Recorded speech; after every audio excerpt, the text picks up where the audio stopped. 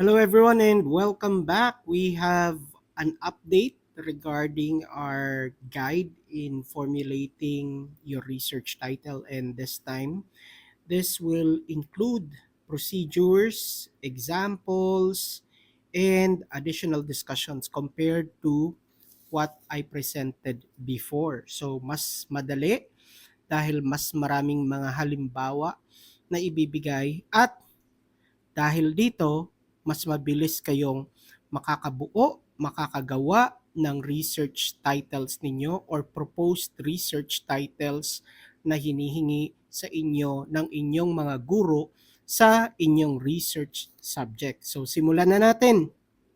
Ang isa sa mga binago natin sa ating gabay sa pagbuo ng research title ay yung terminong matrix. So, imbes na template, ang gagamitin natin ngayon ay matrix guide in formulating the research title.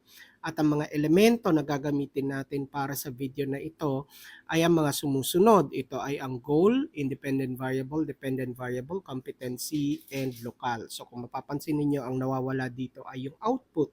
Gagawa na lang ako ng hiwalay na video para sa mga nagsusulat ng research na action research ang classification. So ang output ay maaari nyong gamitin kung ang research na ginagawa ninyo ay classified as action research. Ano naman ang kahulugan ng bawat elemento na binanggit natin? So sa ilalim ng goal, ang goal ay tumutukoy sa direksyon ng inyong investigasyon. Ang investigation ay tumutukoy doon sa research or study na ginagawa ninyo. Dito naman sa independent variable, ito yung mga issue being investigated. So, yun yung definition natin ng independent variable. Sa dependent variable naman, ito yung mga apektado ng issue na inyong iniimbestigahan. Dito naman sa competency, ito yung area being investigated. So, meron kayong iniimbestigahan dito sa pangalawang elemento. Yung pangatlo naman, yung competency, ito yung area na iniimbestigahan ninyo doon sa issue. So, mas specific, ano yung issue, yun yung independent variable, at yung competency naman ay anong specific area sa issue ang inyong iniimbestigahan para malinaw yung pagkakaiba ng independent variable doon sa competency. Dito naman sa huling elemento, yung local, ang definition naman nito ay yung setting of the investigation. Yung lugar kung saan nyo gagawin yung inyong study o yung inyong investigation o yung lugar kung saan manggagaling yung inyong mga participants or yung inyong mga respondents. Yes, tama ang narinig ninyo, magkaiba po ang participants sa respondents. Ito po ay binigyan ko na ng pakahulugan, yung dalawang salita para matukoy yung pagkakaiba doon sa mga nauna nating video. Kaya gamitin nyo ito ng tama. Ngayon, sa ilalim naman ng bawat elemento na pinag-usapan natin ay yung iba't ibang halimbawa. So, under nung unang element which is the goal ay ang mga sumusunod. Ito yung effect, impact, relationship, development, challenges, level, emerging, or utilization. Ito yung mga halimbawa na pwede nyong gamitin sa ilalim ng elemento na goal. Okay?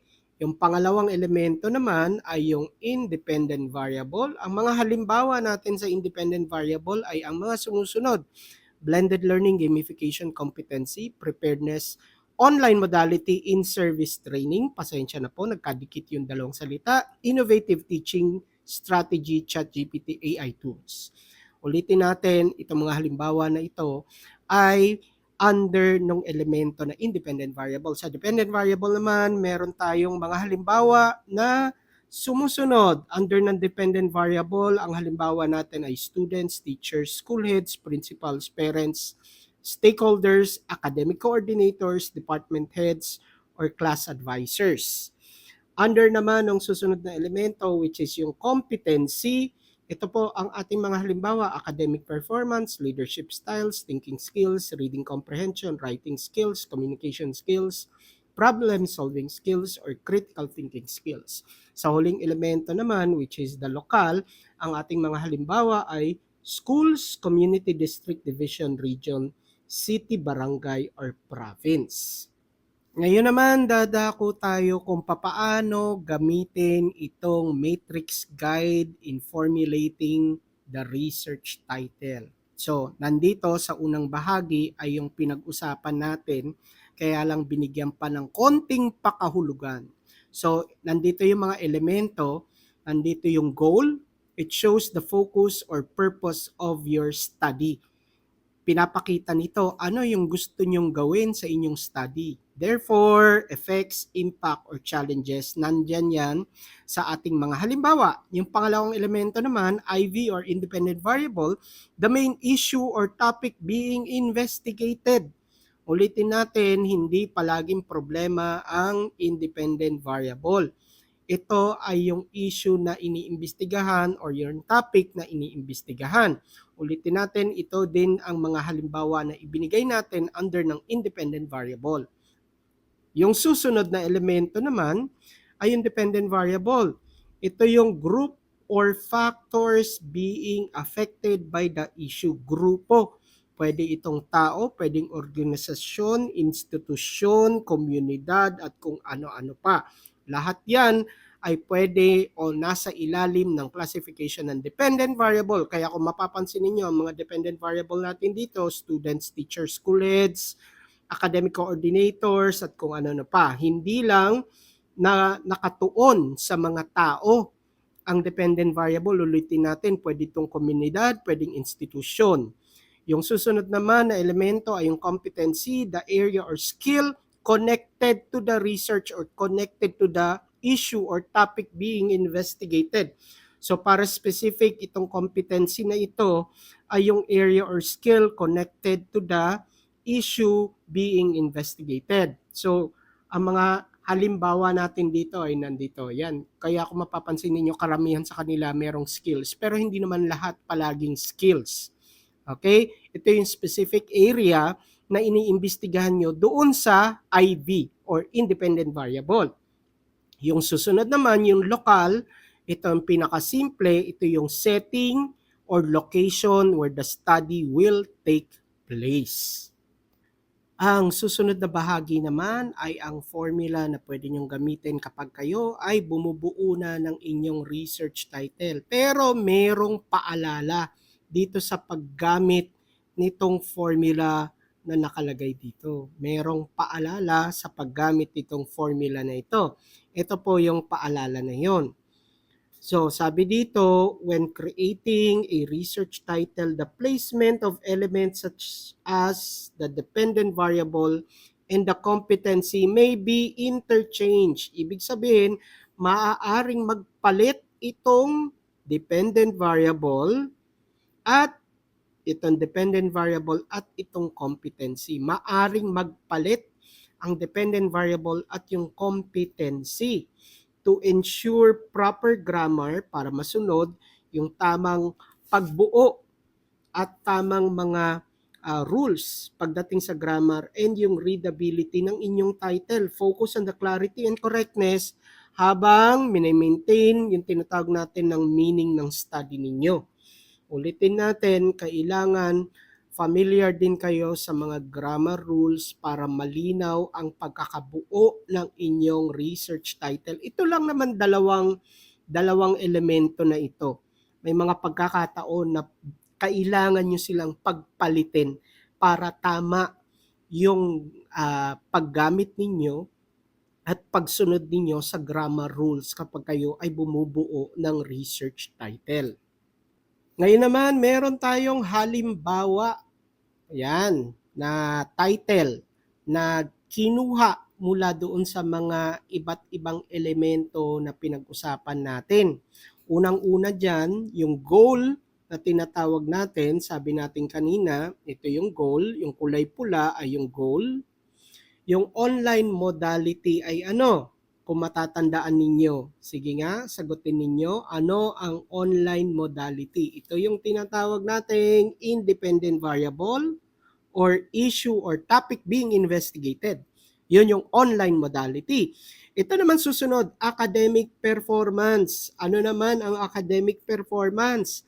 Hindi niya sinunod yung pattern ng formula natin. Ito yung sinasabi natin dito sa paalala na hindi palaging magkasunod ang dependent variable at ang competency. So kailangan palagi ninyong maging aware kayo, alert kayo doon sa tinatawag nating grammar rules.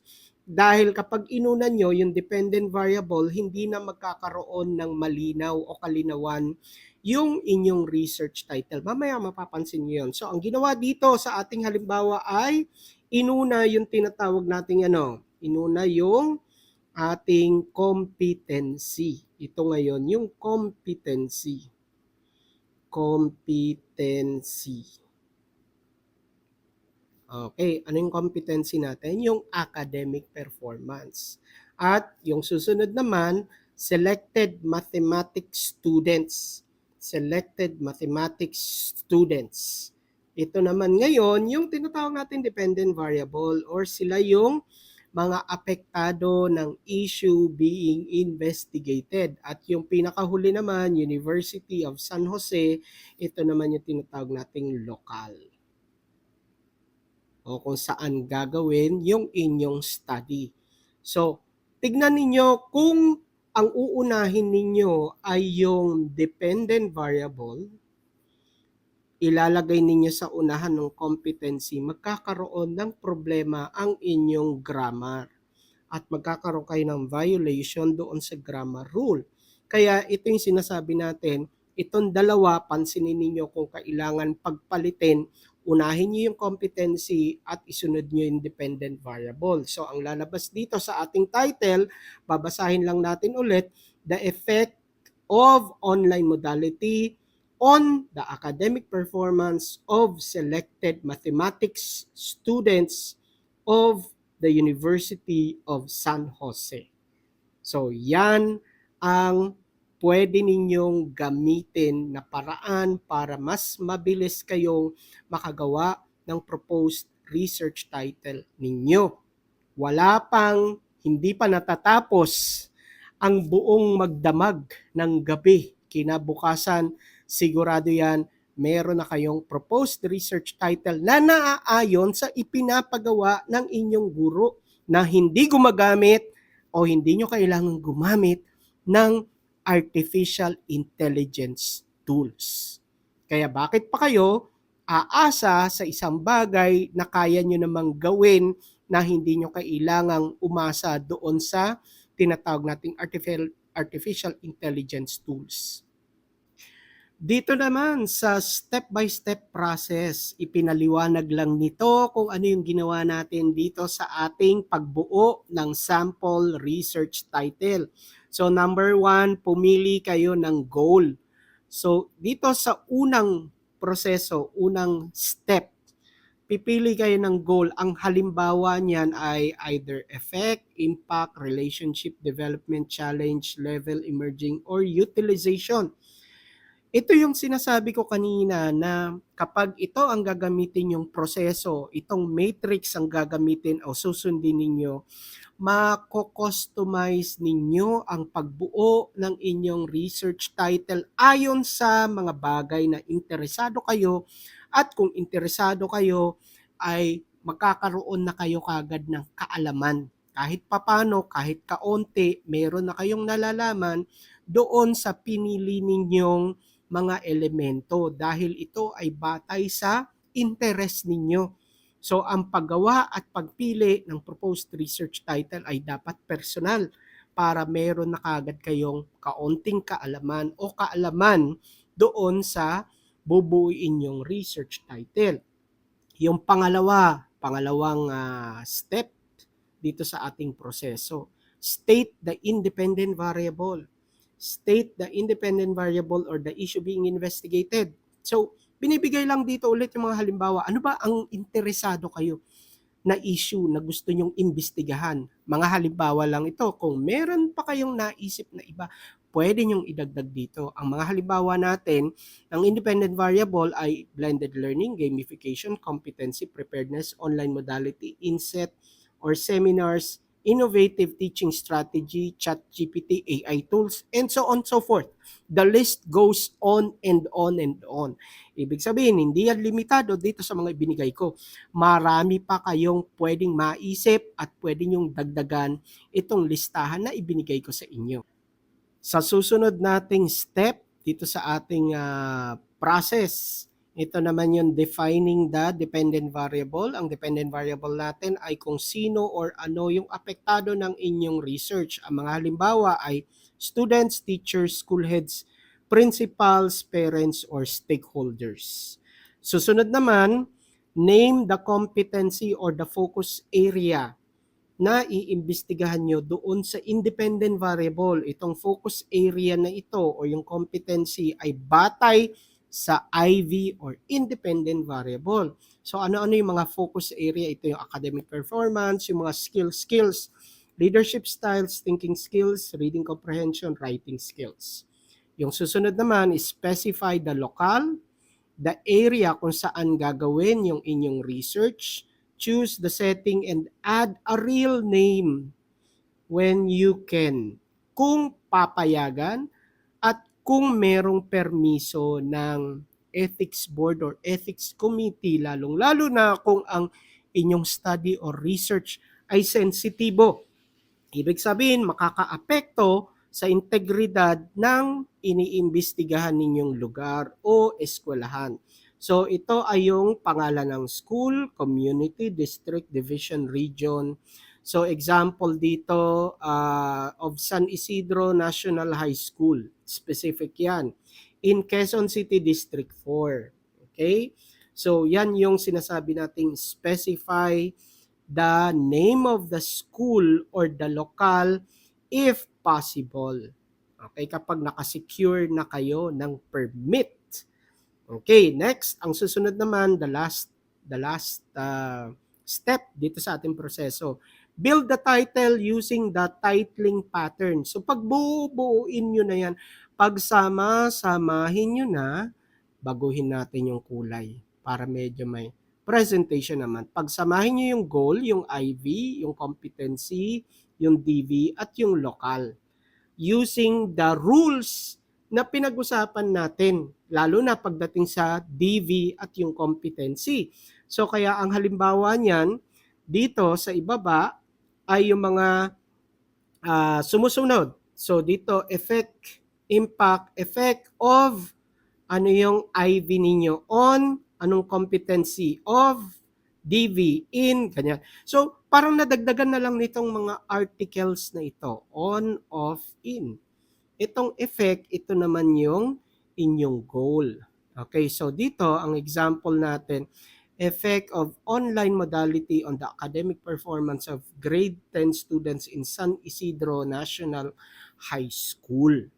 So, parang fill in the blanks na lang. Saan nyo kukunin yung fill in the blanks? Kung wala pa kayong maisip, makakakuha kayo ng idea dito sa mga examples na ibinigay natin bawat elemento. So yung susunod naman, kung ang interest ninyo ay relationship, kung ang interest naman ninyo ay relationship, correlation. Yung isa kasi, descriptive yan, yung effect, yung impact. Dito naman sa pangalawa, relationship, correlation naman yan. So, relationship between ano yung issue and ano yung competency or another variable na i-correlate ninyo among DV, dependent variable, in yung local or setting. Example natin, the relationship between the study competency and the thinking skills. Ito yung dalawang variable natin. Variable 1, variable 2. Among school heads, ano yung school heads? Dependent variable.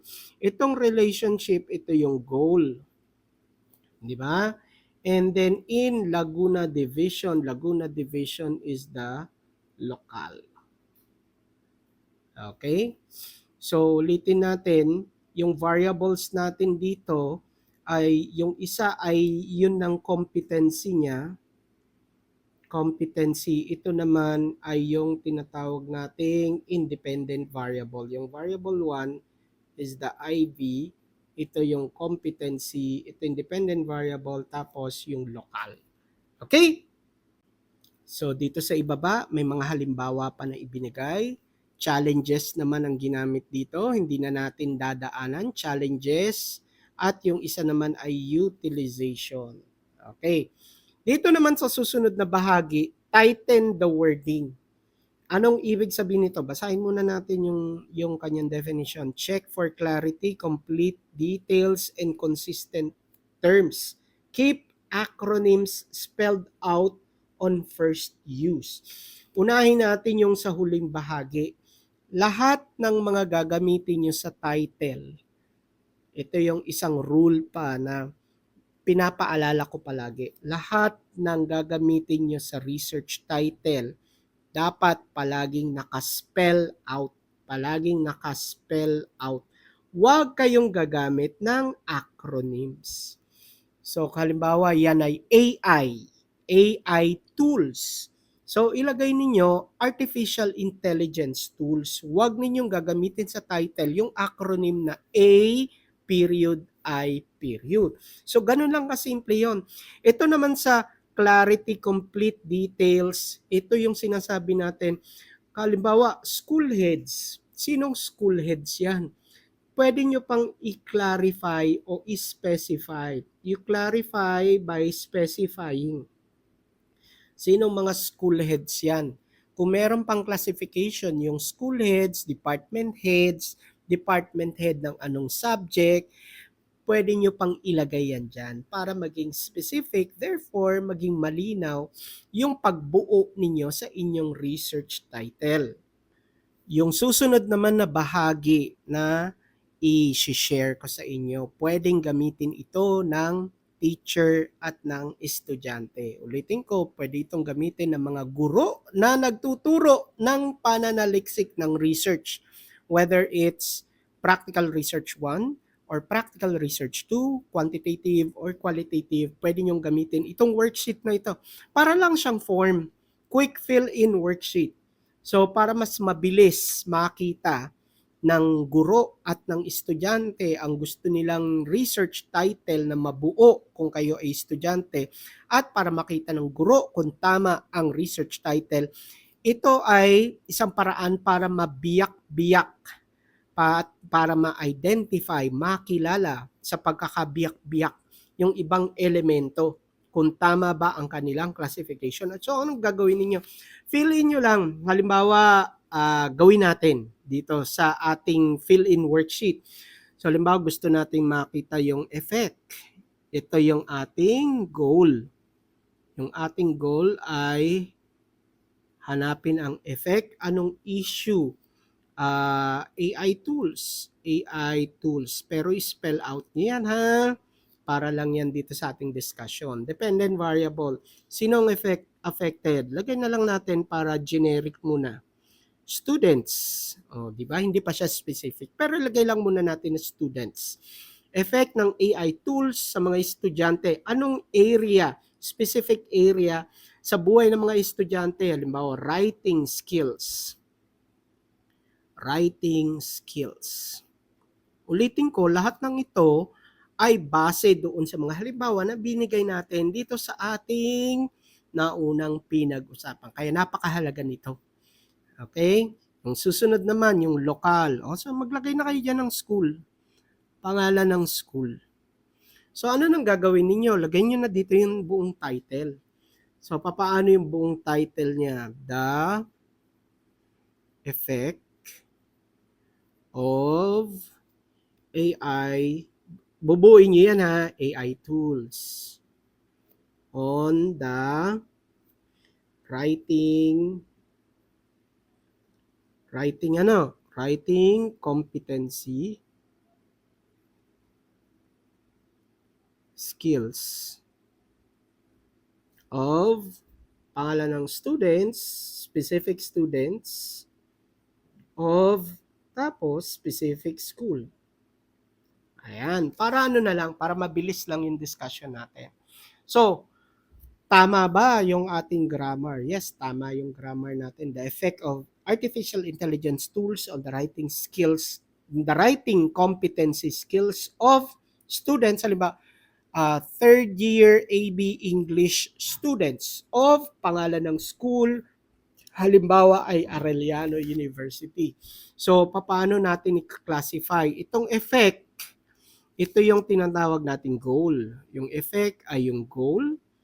AI tools is the independent variable. Writing competency skills ay yung tinatawag nating competency. Competency. Ulitin natin kailangan aware kayo sa mga ganyan. Students ay yung dependent variable. School is the local. So ano mapapansin ninyo? Magkapalit na naman yung competency at yung dependent variable. Nauna yung competency kumpara doon sa dependent variable natin. So masasanay din kayo niyan, lalong-lalo na kung familiar kayo doon sa mga grammar rules. So maliban doon, meron pa tayong mga examples na ibinigay. So daanan nga natin itong mga halimbawa na ito. Effect of blended learning on the academic performance of senior high school students in Quezon City. So ulitin natin, itong effect ay yung goal. Yung effect ay yung goal. Blended learning is what? The independent variable, issue being investigated. Academic performance is the competency. Senior high school students is the dependent variable. Quezon City is the local. Masasanay kayo, kaya gawin ninyo yung mga sumusunod, identify ninyo kung ano-ano yung mga elements. Teachers, pwede nyo ipa-identify sa inyong mga estudyante kung ano naman yung mga elements doon sa numbers 2, 3, 4, and 5. So dito magtatapos ang ating discussion, pero ulitin natin, remind ko lang dito sa huling bahagi nung Notice of Intellectual Property and Copyrights.